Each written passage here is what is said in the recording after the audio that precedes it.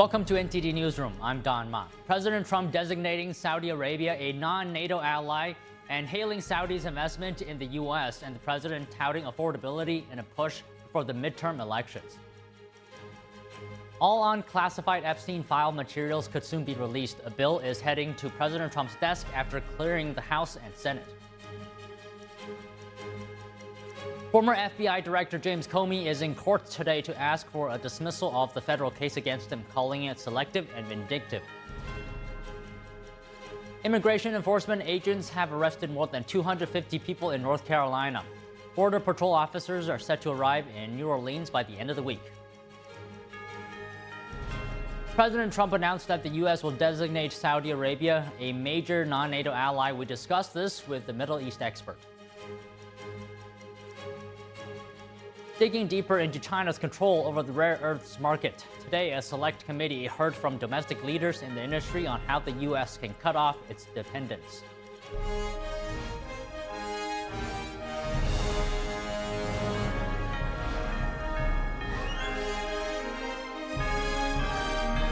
This is NTD Newsroom, live from our global headquarters in New York City.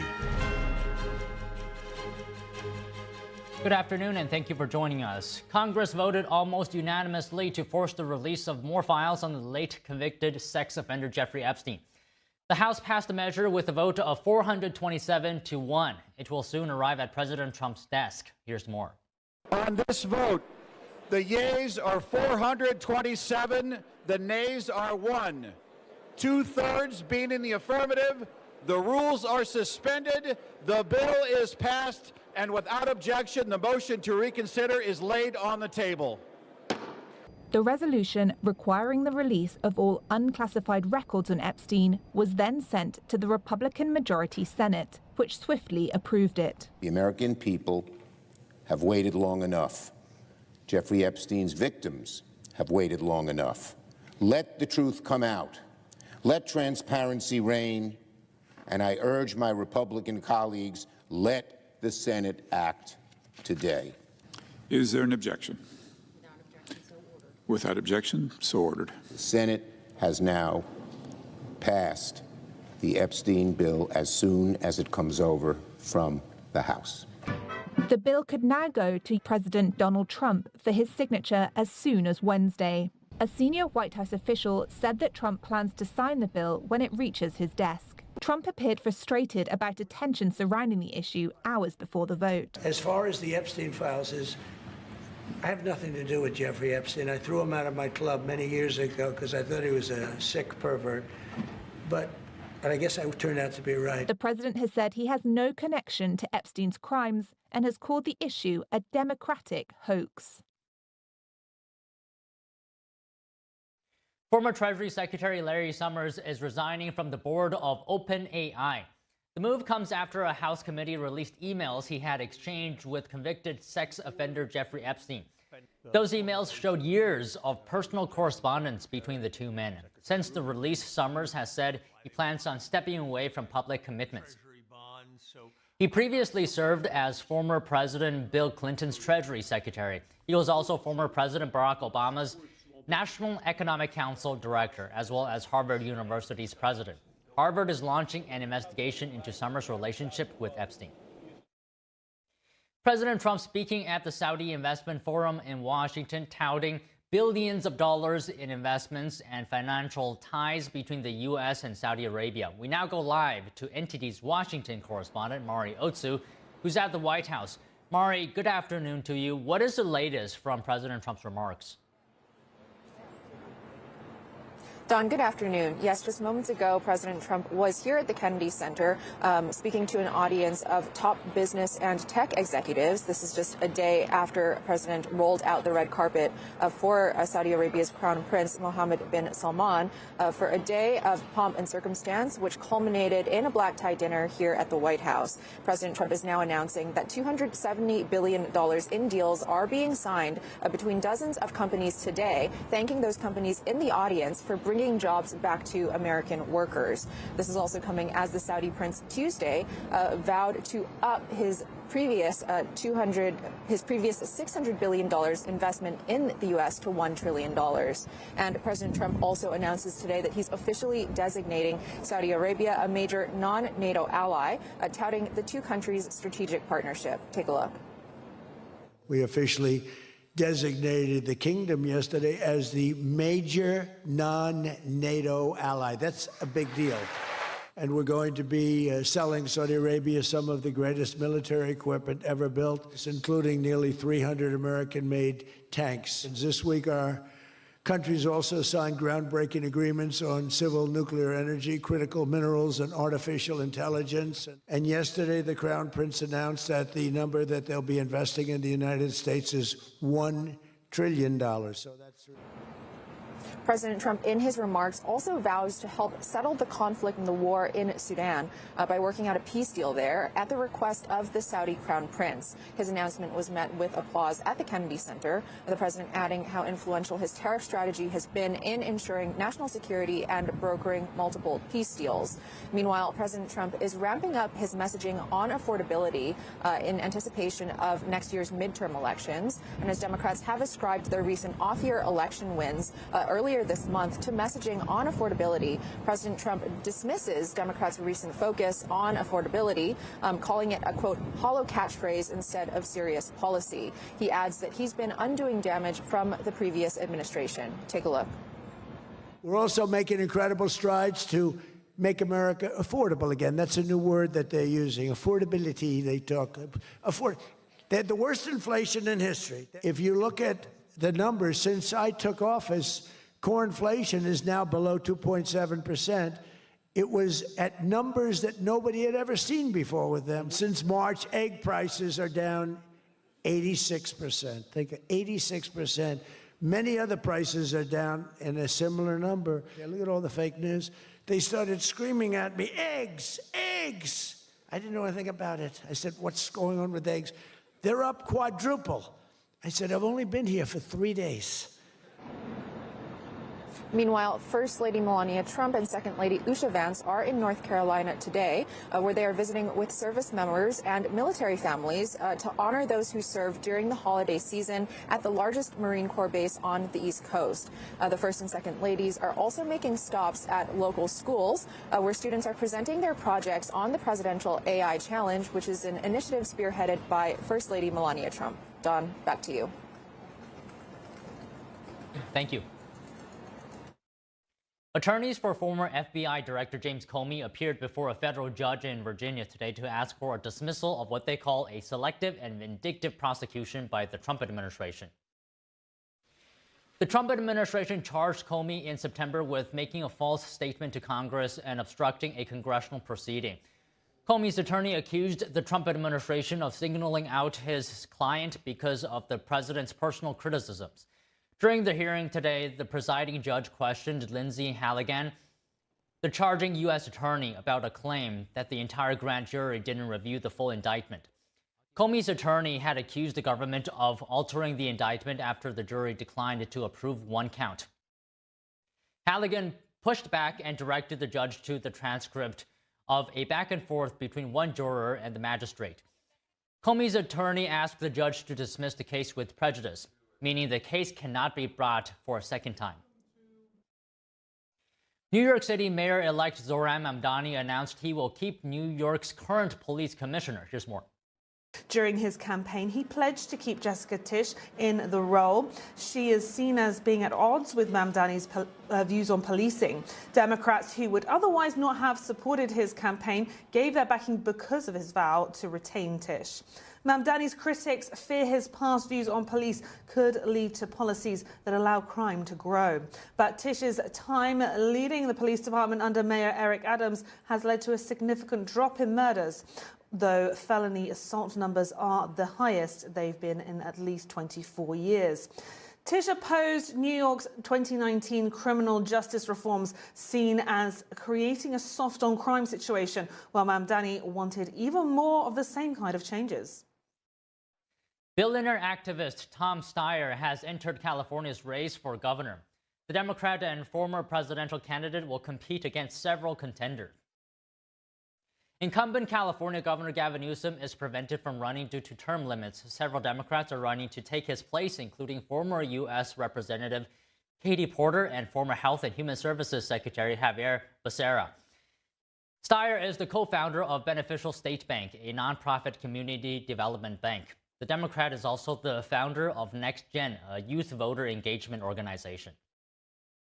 According to Steyer's campaign website, the billionaire is running on a platform of housing affordability, campaign finance policy, and education. Both the House and Senate passed the Epstein Files Transparency Act, sending the bill to President Trump to sign into law. Joining us to discuss is legal analyst Bobby Ann Cox, civil rights attorney and fellow at the Brownstone Institute. So Bobby Ann, always great to have you here. Good afternoon. So if you could just clarify some things up for us. Senators had locked in agreement to pass the Epstein Files bill as soon as it arrived from the House. So what is the reason that Congress must be involved here? Well, basically, Congress is exercising its oversight power. And with that power, they are now passing a law, the House and the Senate, and it'll go to President Trump's desk shortly thereafter. But they're passing a law that is going to compel or force the Department of Justice and the FBI to release files that have to do with Jeffrey Epstein and the investigation into the allegations about sexual assault and sex trafficking and child trafficking and such. So they are exercising their oversight power, and this is something that is wildly popular. As we saw, it passed. There was only one person that voted against it in the House of Representatives yesterday. All the other members of the House, whether they were Republican or Democrat, voted to pass this law. And then the Senate, before the law even arrived the bill even arrived into the Senate agreed unanimously. So that's all the senators, whether they were Democrat or Republican, decided that they were going to vote in favor of this bill as soon as it came into the Senate. So effectively, it has passed both the Senate and the House of Representatives. So the next step is it would go to the president's desk for his signature, and then that it would officially become law. And then once passed and signed into law, then the Department of Justice and the FBI would have 30 days to turn over or make public those files. Anything that's not classified, of course, classified information will remain classified, and redactions can be made. So we'll see. 30 days once it's signed into law. Right, and President Trump has indicated publicly that he will, in fact, sign it into law. So, Bobby Ann, would you characterize this bill? The purpose here is solely about transparency and accountability. I would say it is mostly about transparency and accountability, of course. So this was really spearheaded by one of the Republican members of the House of Representatives, Representative Thomas Massey. He is the one that drafted this. It was co-sponsored by a Democrat as well. And he forced the vote to take place on the floor, on the House of Representatives floor. So he forced it to a vote. And as we saw yesterday, it passed overwhelmingly. As I said previously, only one member of the House of Representatives voted against it. So they voted, it was almost a unanimous vote, and it passed. So yes, this is something that is the purpose is to reveal what the investigation thus far by the FBI and the Department of Justice has revealed and make that public. I mean, the law that they are the bill that they're passing right now requires that the files, anything that is not classified, be released to the public and be in a searchable, downloadable format. So it's very specific, actually, the law itself, in how these files need to be released. So yes, it is about accountability and transparency. They want Americans to be able to look at the documents themselves, and accountability. Yeah, they want that too, because we've heard a lot of whispers and rumors about names of high-profile individuals, both American and abroad, that are supposedly involved or were involved with Jeffrey Epstein and Epstein Island. So, this is what the public wants, and apparently it's what Congress wants too, because it has passed overwhelmingly. So in terms of the release of the files and redactions as well, is there a role that judges will play in this? Well, at this point, there aren't judges involved. Right now, we're dealing with the other two branches of government. We're dealing with Congress, which is the legislative branch, and we're dealing with the president and the executive branch. That's the Department of Justice and the FBI both sit in the executive branch under the president. So we're dealing with those two branches of government right now. The courts are not involved in this specific issue at this point. So as far as redactions are concerned, that would be something that either the Department of Justice or the FBI could do. The law does have a provision that says that, sensitive information, for example, sensitive information about any of the victims would be redacted or can be redacted by the Department of Justice or the FBI prior to releasing the information to the public. And obviously that is for, we want to protect those people and their names and their private information, especially if these, alleged sexual assaults happened when they were children. So that is very important. So there will be redactions, I'm sure, and the law has provided for that. So we'll see what comes out. If the president does sign this into law, in 30 days' time, we'll see what comes out and what is redacted. So, Bobby Ann, what do you think might happen after those 30 days when we see the files? Could the materials potentially support civil action, new ones? Yes, so that is something that could take place, that could happen. If somebody was sexually abused or, trafficked by Jeffrey Epstein, even though he is deceased, as you know, he died in 2019, and we're now in 2025. So, 6 years later, you can, as a victim, you can still sue the estate of the deceased person. However, you do have to be careful because, you do have statute of limitations that could come into play. And every state is somewhat different in their statute of limitations on how long after a sexual assault occurs that you can file a civil lawsuit against that person or their estate. And and then at the federal level, there wouldn't be a statute of limitations, but, you have to have a private right of action. So it is a little bit tricky because of the statute of limitations. And it depends on the date of death of the accused and the age of the victim. So there are different things that go into that equation. But ultimately, if all things fall into place, then yeah, we could see some civil lawsuits come out of this once the information and the files are made public.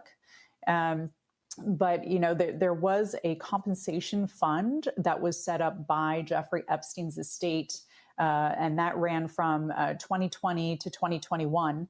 And in that approximately 1 year time period, the estate had a fund specifically for those who were victims. And they could get compensated from that fund. And of course, they had to sign a release and a waiver saying that they weren't going to sue Jeffrey Epstein's estate or any of his employees and such, and associates that worked for him. So, but yes, there were many people that took advantage, many victims that took advantage of that, instead of going through the lengthy process of having a lawsuit against the estate. So that was another way that people were compensated. So yes, we'll have to see what comes out if the president signs this into law, and see if there are any civil cases that result from it. Well, all right, Bobby Ann, those were just some things I was wondering today. Thank you for speaking with us. Yes, thanks for having me on. Immigration enforcement agents have arrested more than 250 people in North Carolina. Border Patrol officers are set to arrive in New Orleans by the end of next week. Stay tuned for more news after this break.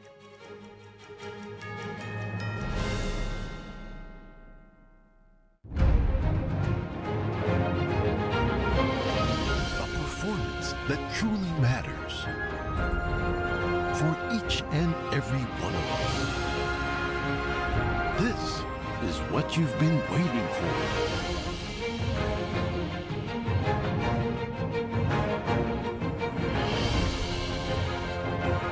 Shen Yun. Get tickets now at shenyun.com.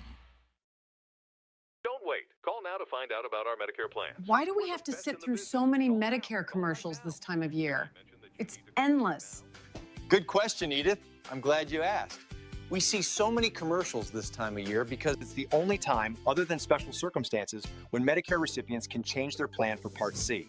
Original Medicare only covers Parts A and B, but a Medicare Advantage plan has additional benefits that Original Medicare doesn't offer. So now's the time to fill those spaces? That's right, Archie. And every year, there are changes to what benefits you may receive from your Part C plan. Call right now to find out what plan best suits your needs. It's easy, easy, don't delay. Pick up the phone and call today. Call now for your free Medicare review. 1-833-469-1754. 1-833-469-1754. You may now return to your regularly scheduled programming. I'm excited to announce that we're having our biggest 3-in-1 sale ever with a limited edition product, a back-in-stock special, and a closeout deal you won't find anywhere else. So go to MyPillow.com or call the number on your screen. Use your promo code to get our MyPillow bed sheets only $29.88. Any color, any style, any size, even kings, regular $119.98, only $29.88. Once they're gone for good. How about our My Towels? They're finally back in stock, but not for long. Get a 6-piece My Towel set, regular $69.98, now only $39.98. And for the first time and the only time ever, get our limited edition premium My Pillows. They're made with Giza cotton and designer gusset. Queens $17.98, Kings only $19.98. So go to mypillow.com or call the number on your screen. Use your promo code to get the best offers ever. Quantities are extremely limited, so order now. What are toxins? How do they get into our bodies? We are constantly being exposed to toxins in our environment. I've had detox protocol programs in my clinic more than 20 years, helping countless people. MixFix is a custom formulated, full-spectrum organic detox product to achieve better health and overall function. Detoxifying your body 3 to 4 times per year may be the single most important thing you can do. Just scan the QR code and detox your body today.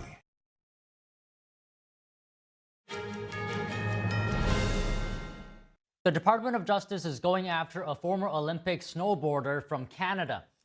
Ryan Wedding is on the FBI's 10 most wanted list due to his alleged crimes. Here's Attorney General Pam Bondi talking about the latest developments in this case. He controls one of the most prolific and violent drug trafficking organizations in this world. He is currently the largest distributor of cocaine in Canada. Today, we're unsealing a new indictment, charging Wedding with 2 additional counts of witness tampering and intimidation, murder, money laundering, and drug trafficking. She added that Wedding also has ties to the Mexican Sinaloa cartel, which is designated as a foreign terrorist organization. And he's allegedly connected to another individual called Atna Anja, who goes by the name of Tupac. Canadian Broadcasting Corporation reports that Anja appeared before court yesterday. He's facing charges related to a murder and cocaine trafficking. According to the outlet, the exact details of the charges against him have been sealed. Immigration enforcement agents have arrested more than 250 people in North Carolina around Charlotte, the state's largest city. The operation that began over the weekend is the latest in President Trump's crackdown on illegal immigration. The government has dubbed the deployment Operation Charlotte's Web. The push to carry out arrests in North Carolina expanded to areas around the state capital of Raleigh on Tuesday. Meanwhile, Border Patrol agents are expected to arrive in New Orleans by the end of the week. Around 250 federal agents are set to begin another immigration enforcement operation there in the coming weeks. And New York City will see expanded immigration enforcement soon. Border czar Tom Homan says that ongoing operations in the sanctuary city will be beefed up. Regardless of Republican or Democratic city, we're going to enforce our laws across this country and take those public safety threats off the street, Bill. But I'll say this, I've said it from day one. Sanctuary cities, we're flooding the zone because we know they're releasing public safety threats in the communities every day. If the mayor of New York City wants to come and talk about making the streets safer, open up for discussion. I'm willing to meet with anybody. President Trump's willing to meet with anybody. But let's get together and work it together. We much rather work with these sanctuary cities than keep, putting our agents at extreme risk. The announcement comes 1 month after ICE agents conducted a sweep on street vendors in Manhattan, which turned into chaos after agents were swarmed by protesters. Homan did not say when the escalation in the Big Apple would begin. DHS would oversee any operations. Local leaders oppose the surge, and New York Mayor-elect Zohran Mamdani has said his city is committed to upholding its sanctuary policies. The Department of Homeland Security is also launching a 2-month immigration crackdown in Louisiana and Mississippi. The operation is called Swamp Sweep. It will deploy about 250 federal agents beginning in December. It aims to arrest nearly 5,000 people. The Trump administration is moving ahead with major structural changes to the Department of Education. Officials say the steps will reduce bureaucracy, but critics argue the changes could create risks for students. Here's more. The Department of Education says it's preparing to shift several of its core programs to other federal agencies as part of an effort to dismantle the department and reduce federal spending. According to a press release, one of the most sweeping changes involves moving more than $30 billion in federal education grants to the Department of Labor, which would also take on a larger role in overseeing K-12 programs. Education programs serving Native American students will be transferred to the Department of the Interior, which the administration says will become the key point of contact for tribes and students. International education and foreign language programs will be shifted to the State Department, which the administration says is better placed to streamline funding, improve data collection, and advance national security interests. Childcare programs for parents in college and oversight of foreign medical student accreditation will be reassigned to the Department of Health and Human Services. Secretary of Education Linda McMahon told Fox News yesterday the restructuring is part of an effort to break up Washington bureaucracy and return control to states and local leaders. And the announcement really follows the plan that President Trump has had since day one, and that is returning education to the states. He fully believes, as do I, the best education is that's closest to the child and not run from a bureaucracy in Washington, D.C. McMahon said the Department of Education will continue to fund, manage, and oversee the programs it is transferring to other agencies. She called it a test run to see if they will function more efficiently this way. The administration calls these moves interagency agreements and says they are allowed under the Economy Act. During his campaign, President Trump repeatedly vowed to close the Department of Education, arguing that authority should return to the states. But that's a decision the administration says it's ultimately up to Congress. McMahon on Tuesday questioned the necessity of having a Department of Education at all, saying the recent government shutdown had no effect on students and teachers. The Federal Department of Education furloughed 90% of its staff. And what happened? Nothing. Schools stayed open. Students went to class. Teachers got paid. The shutdown proved our schools don't depend on Washington bureaucracy to function. The restructuring has already triggered sharp backlash from Democrats. Senator Elizabeth Warren described the announcement as part of an assault on public education. Some Republicans are cheering the changes. Iowa Governor Kim Reynolds called it a great step toward eliminating the federal education bureaucracy and ensuring greater efficiency in delivering services to schools. But Republican Congressman Brian Fitzpatrick, whose district includes parts of Philadelphia's suburbs, defended the Department of Education's functions as foundational. He said changing them without congressional oversight would pose real risks to students. Spain's parliament plans to investigate Meta for possible privacy violations. The investigation stemmed from research that found Meta used a hidden mechanism to track web activity. They've revealed how this company, digital platform Meta, the company behind Facebook, WhatsApp, and Instagram, has allegedly been spying millions of users without their knowledge. How? Through a hidden system that allowed them to track their internet activity even when they browse the internet in a private mode or while using a VPN. Spain's investigation into the U.S. tech giant could further sour relations with the U.S. The U.S. has criticized Spain over its failure to meet NATO spending targets and for its friendliness with Beijing. Spain's government said Meta may have violated various European Union laws on security and privacy. The Spanish Prime Minister said the law is above any algorithm or any large technology platform, and said the issue cannot go unpunished. Spain's government said Meta will be called to testify before a lower house committee. The Trump administration has criticized the way Europe has treated U.S. tech companies. Last year, the European Commission fined Meta over $900 million over Facebook marketplace practices. With AI chatbots being built onto everyday devices, AI companies are taking steps to address concerns, but lawmakers say additional oversight is needed. In light of some jarring interactions with people, NTD's David Lam has more on a House panel hearing where psychiatrists share their findings. As artificial chatbots become more available, lawmakers look into the risks and benefits of the products. My goal for today's hearing is to have a balanced, honest conversation about the potential benefits and harms that AI chatbots pose to Americans. On Tuesday, experts testified before the U.S. House Subcommittee on Oversight and Investigations on Artificial Intelligence. Generative AI chatbots are computer programs powered by large language models, LLMs, that simulate human conversation with the user. A new term has been coined, AI psychosis, which describes when a user's interactions with a chatbot lead to distorted beliefs or even delusions. As we've seen in some absolutely tragic cases, users experiencing mental health crises have even taken their own lives. Congress members mentioned that since AI chatbots emerged, these cases have happened after long-term relationships with chatbots. In some cases, the chatbots encouraged or affirmed suicidal ideations. And while there were benefits such as accessibility, the doctors also pointed out current challenges.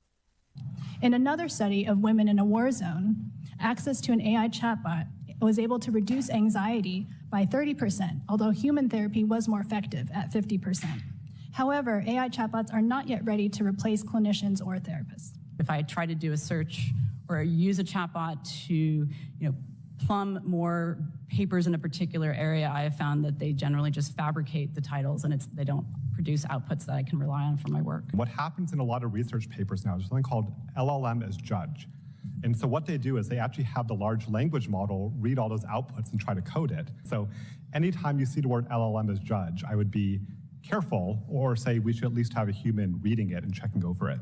Sensio University reported this year, based on a survey, among the respondents who use AI and self-report mental health challenges, almost 49% use large language models for therapeutic support. Towards the end of the hearing, Congresswoman Kim Schreier urged the public to seek real-life relationships during a time when there's fewer, she says. David Lam, NTD News. President Trump announced that the U.S. will designate Saudi Arabia a major non-NATO ally. We discuss this with a Middle East expert after the break.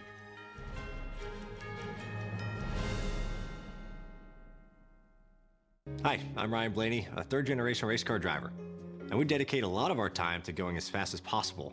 My grandpa Lou is the reason why my dad and I started racing, and I'm really proud to follow in his tracks. But when my grandpa was diagnosed with Alzheimer's, it was a very unexpected bump in the road for us. I've learned a lot on this journey with my grandpa Lou, and the memories of my grandpa will always be with me. And in our family, we're used to getting involved, and I encourage you to do the same, especially when it comes to caring for your loved ones. When I think about Alzheimer's and the impact it had on my family, I recognize that losing a race isn't such a bad day after all. It's important to notice if older family members are acting differently, experiencing problems with their memory, or having trouble with routine tasks. Talking about Alzheimer's can be really tough, but if you notice something, have a conversation with your loved one. Encourage them to see a doctor or offer to go with them. Early detection of Alzheimer's can give your family time to explore support services, make a plan for the future, and access available treatments. If you or your family are noticing changes, it could be Alzheimer's. Talk about seeing a doctor together. Where did the time go? Somehow I lost all those years.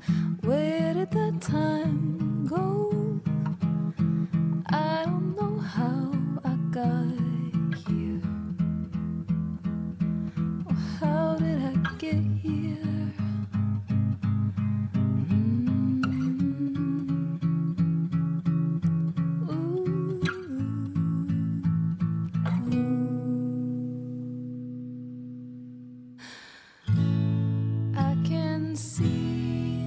You've done the hard part. You quit smoking. Now do the easy part and get scanned for lung cancer. If you smoked, you may still be at risk, but early detection could save your life. Talk to your doctor and learn more at savedbythescan.org.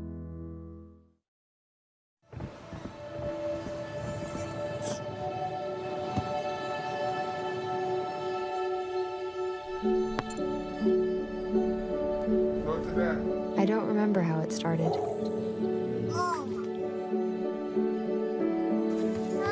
Our back and forth. Victory. Fumble. Repeat. It always came back.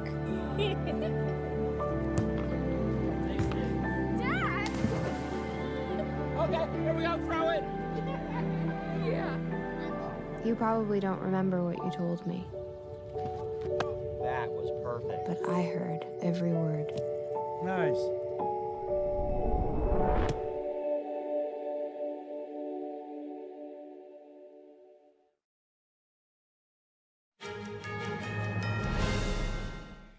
President Trump announced that the U.S. will designate Saudi Arabia a major non-U.S. ally. Joining us to discuss is David Wormser, senior analyst at the Center for Security Policy and former senior advisor to Vice President Cheney on the Middle East and strategic affairs. So, David, good afternoon to you. This designation, comes with a number of benefits for Saudi Arabia, like, for example, easier access to U.S. military equipment. I mean, does this signal that Saudi Arabia is now among Washington's closest partners? Well, yes, it definitely draws Saudi Arabia a lot closer after a decade or more of some tense relationships between the United States and Saudi Arabia. But it actually returns Saudi Arabia to a role it's had for most of the last year, which is to be one of the most important American allies in the region. So this really restores a sort of relationship rather than paves a whole new way. So President Trump said today that the U.S.-Saudi Arabia partnership is one of the most consequential in the world. And you're saying that this restores the relationship. Why does the Trump administration consider it so critical? Well, I mean, first of all, just the oil. There's a lot of oil in Saudi Arabia, but Saudi Arabia also holds tremendous influence over several other countries in the region, such as Bahrain and so forth. These countries have major strategic assets, like a naval base in Bahrain. CENTCOM is in Qatar. But we have major assets otherwise in Saudi Arabia. And of course, there's a lot of oil, natural gas in the UAE, Saudi Arabia, and elsewhere. So there's a lot of strategic importance to that. But there's a further strategic importance, which is new, which is this new corridor emerging between India, the UAE, Saudi Arabia, Israel, and Greece.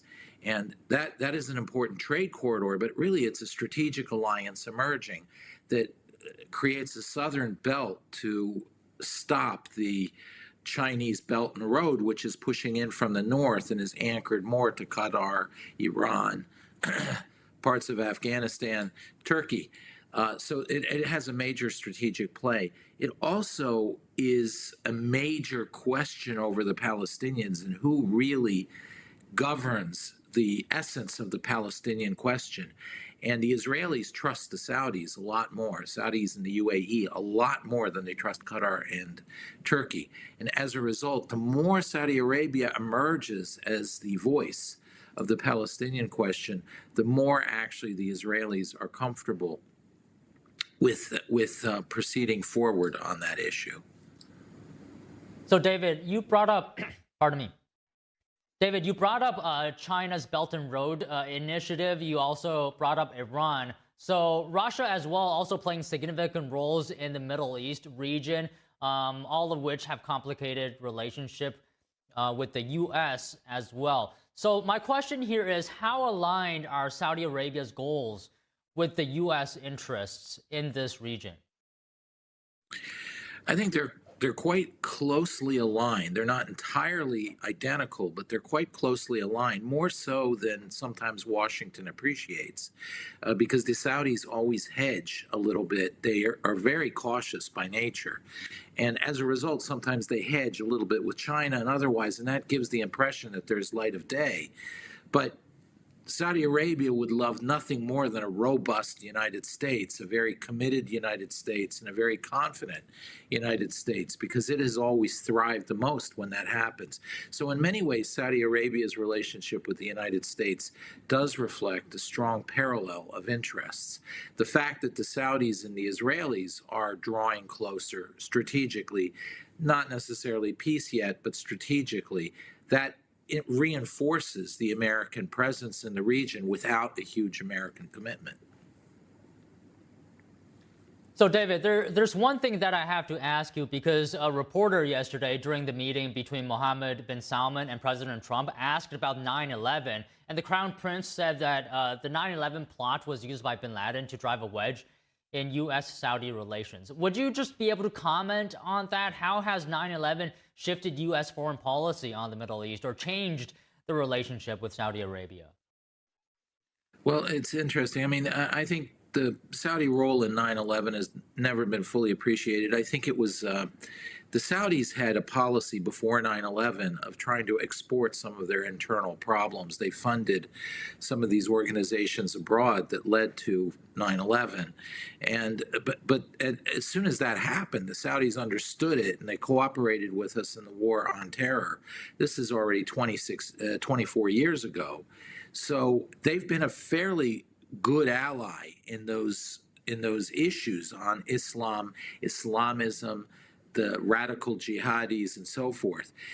Moreover, their nemesis in the region, Qatar, has gone the other direction. Qatar has become the main funder now of the Muslim Brotherhood and the various terror world that emerges from that. So in many ways, the Saudis, despite the fact that they really were not careful and they were complicit in 9/11, not wittingly, but unwittingly, by having funded some of these organizations that went bad, really bad, they actually are playing the productive role in this, and the Qataris are the ones we should be worrying about now. Okay, David, just one last thing that I'm wondering today. I'm curious to get your comments on, because President Trump brought up the Board of Peace. How well is that going to work to oversee an interim government in Gaza? Trump says heads of major countries will be on it. It will work well only when it doesn't work at the beginning. And by that I mean, I think it's fairly clear by now that Hamas has no intention of disarming, and that there's no international coalition of forces that will disarm Hamas. And that's a bottleneck. It has to be disarmed. So in the end, the only thing that can really bring about the disarmament of Hamas is Israel finishing the war, which I believe is coming, that they will have to go into the remainder of Gaza and physically dismantle Hamas and comb the area. And then the Board of Peace can come in and help really begin to reestablish and rebuild Gaza. And I think the Saudis and others, that's what the critical issue is. They know nobody will go in as long as Hamas continues to exist. It's just too dangerous, and it will always lead to a loss of investment. So it's really a precondition that we have a problem first, which is that the Israelis will be forced essentially to go in violently to disarm Hamas, and then we really have a board of peace and a structure where people will send their troops to keep the peace and begin to develop Gaza. Well, okay, David, that should do it for today. Really appreciate you always talking to us. Thank you. Sure, no problem. President Trump says world leaders will sit on a new board of peace tasked with guiding an interim government in Gaza. It's part of the second phase of the U.S. brokered ceasefire between Israel and the Hamas terror group. The deal shifts security control to an international stabilization force with a 2-year mandate. The board will oversee security, humanitarian aid, and reconstruction. It will also eventually help transition authority to a reformed Palestinian Authority. Trump, who will chair the board, says major nations want to join, urging Saudi Crown Prince Mohammed bin Salman to take a seat. The UN Security Council approved the U.S. drafted resolution backing the plan, with Russia and China abstaining. Trump called the vote a major step toward stability, saying the board's work in Gaza could grow to wider regions as efforts toward a lasting ceasefire continue. A select committee hosted U.S. leaders in rare earths and magnets today after it released a report on China's dominance and predatory practices in the market. Here's what the chair of the committee, Michigan Representative John Mulinar, had to say. When the Chinese government controls critical minerals, it then has the power to dictate what we say and what we do. This is because if we don't do what they want, they can turn off the flow of critical minerals and cripple our industry. This is not a theoretical problem. The Chinese government has weaponized the rare earth supply chain against the United States. The House committee's report revealed how China has manipulated critical mineral prices for decades. It went on to accuse Beijing of using the minerals as an economic weapon. Today, the committee hosted 3 domestic companies to share their experience and challenges. Neuron Magnetics makes the world's only permanent magnet with no rare earths needed. Lithium Americas is developing the largest lithium deposit in the U.S. And MP Materials operates the only rare earth mine in the U.S. located in California. Here's what the Chief Communications Officer of MP Materials had to say about the situation. China's sweeping export controls this year were a significant wake-up call. They disrupted supply chains, triggered factory shutdowns in the United States, and they underscored an important truth. Rare earths may be a small upstream industry worth just tens of billions of dollars, but they underpin trillions in downstream economic activity and millions of jobs. Physical AI, robotics, advanced semiconductors, electric vehicles, blenders, everything. These are the industries that are the backbone of the U.S. economy. This vulnerability created the conditions for urgent coordinated action. The 3 companies said numerous solutions are needed. This includes addressing China's predatory pricing and establishing true price transparency, streamlined and predictable permitting for projects, and as well rewarding domestic companies who buy domestic materials and magnets. Now, France's Louvre Museum will install 100 external cameras by the end of 2026, and the plan comes as the Louvre tightens security 1 month after a high-profile heist. Today, the Louvre's director detailed additional measures the museum would take. Nos liens avec la préfecture de police seront renforcés. Our ties with the police prefecture will be strengthened, and I would like to thank the police prefecture for its mobilization and for very fruitful meetings that we currently have. This especially includes the upcoming installation of an advanced mobile outpost of the National Police within the estate of the Louvre. The daylight robbery took place exactly 1 month ago on October 19th. During the heist, 4 robbers used a mobile ladder to steal over $100 million worth of jewels.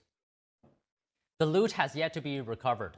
4 suspects have been charged. Officials have admitted there was inadequate security camera coverage outside the museum and on the balcony involved in the break-in.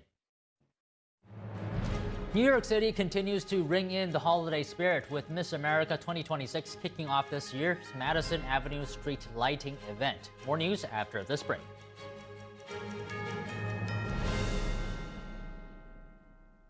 Shenyun Creations, the streaming platform from Shenyun. featuring world-class dance, past programs, and all original music.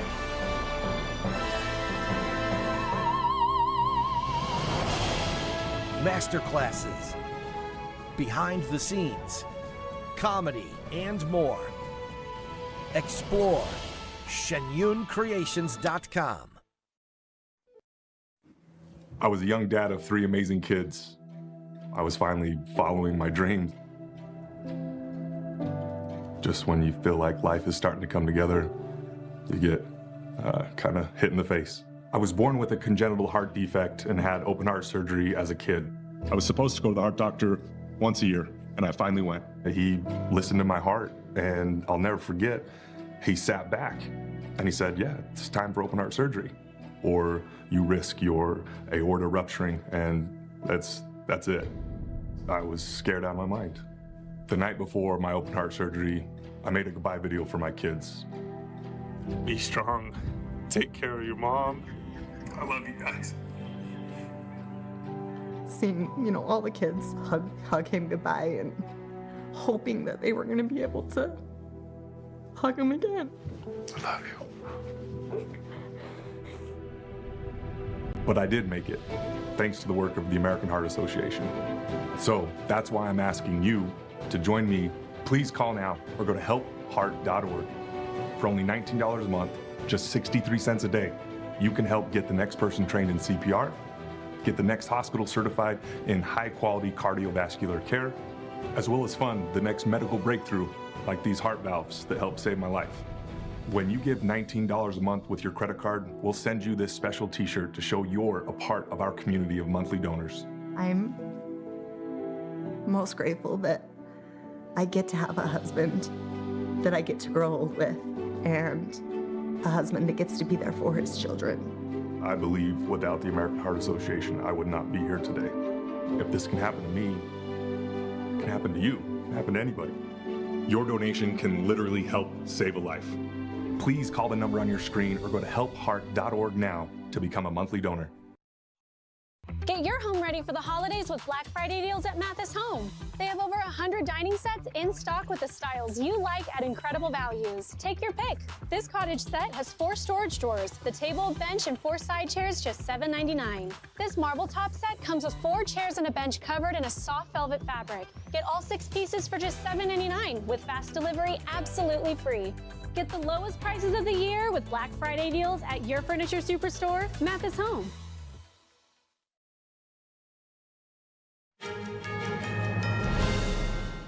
The holiday season is upon us, and Miss America 2026 brought her graceful presence to the Madison Avenue street lighting celebration.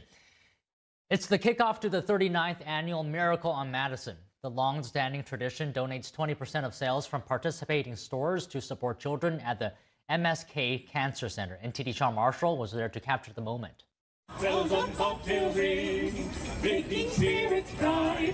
Cassie Donegan, Miss America 2026, kicked off the Madison Avenue holiday lighting ceremony, cutting the ribbon to switch on the glow of 114 street trees lining Madison Avenue between East 57th and East 86th Streets in Manhattan, New York.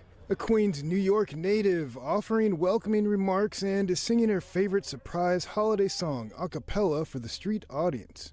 Next year, all our troubles will be miles away. The event also launches a Manhattan shopping tradition of the 39th annual Miracle on Madison Avenue, a December 6th event where over 70 stores donate 20% of sales that day to benefit the Society of Memorial Sloan Kettering Cancer Center's pediatric programs. Spend time today at MSK in the pediatric program with some of the patients there, and it was just remarkable being able to see the impact that events like that are taking place on December 6th with Miracle on Madison, the way that those funds really funnel right into being able to provide that quality care to the patients there is just remarkable. Awesome. And anything we can expect you to see you in coming up this year? Oh my goodness, all over the place. And if you are in any of the states that I'm in, I would love to see you. So do not hesitate to run up and say hi. I love meeting new people and getting to connect with everyone. It's my favorite part of getting to be Miss America, is connecting and meeting and learning about all of the people across our country. So you can kind of see me everywhere. Just be on the lookout. The Lowell Luxury Hotel donated their time and services to offer everyone assorted hot teas and pastries. And the MSK Caring Canines took a break from comforting pediatric cancer victims to make their guest appearance for the event attendees and performers. Memorial Sloan Kettering has MSK Kids, which is its pediatric department, and MSK Kids treats over 800 patients with cancer every year. Families from around the world come in to be treated by the extraordinary doctors at MSK Kids and to avail themselves of the cutting-edge technology and the clinical trials that are going on. No one really does it the way that MSK Kids does it. The Broadway Carolers brought the full holiday spirit to the event, a special treat that really makes it feel like a night to remember. We are the Broadway Carolers. We were founded by Renee Baker in the 90s. I think we just we're approaching our 25th anniversary, if not already. Yeah. We might be hitting closer to 30 now. I thought this was year 29 by my count. Yeah. This is my 6th year doing it. It's my favorite gig of the year as a singer. The holidays are the best time to get out there and spread some cheer, so that's what we love to do. Saturday, December 6th is the day to shop till you drop on Madison Avenue. 20% of store sales up to $15,000 per participating store will be donated to the Society of MSK Cancer Center to benefit the children there. Also on December 6th will be at least 12 carolers split into groups, the MSK Caring Canines, and hot beverages offered by the boutiques and restaurants. And hot chocolate will be there. Sean Marshall, NTD News. A 25-foot collar fir selected for display as this year's White House's Christmas tree was cut down, wrapped, and loaded onto the back of a truck yesterday. The tree was grown at Corson's Tree Farms in Sydney Township, Michigan, and was selected after winning a nationwide contest for the honor of taking up residence in the Blue Room. Yeah, so it's the National Christmas Tree Association has their tree contest, and they have it every other year. The winner of the contest earns the right to provide the official White House Christmas tree that goes in the Blue Room.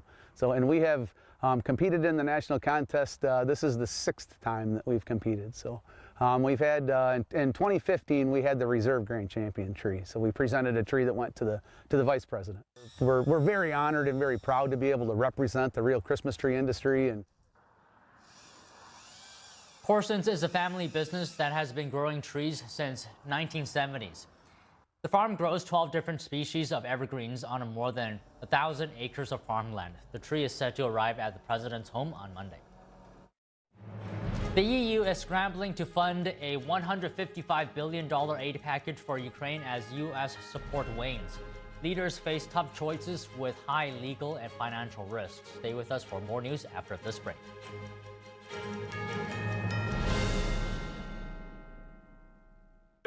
Call now to find out about our Medicare plan. Why do we have to sit through so many Medicare commercials this time of year? It's endless. Good question, Edith. I'm glad you asked.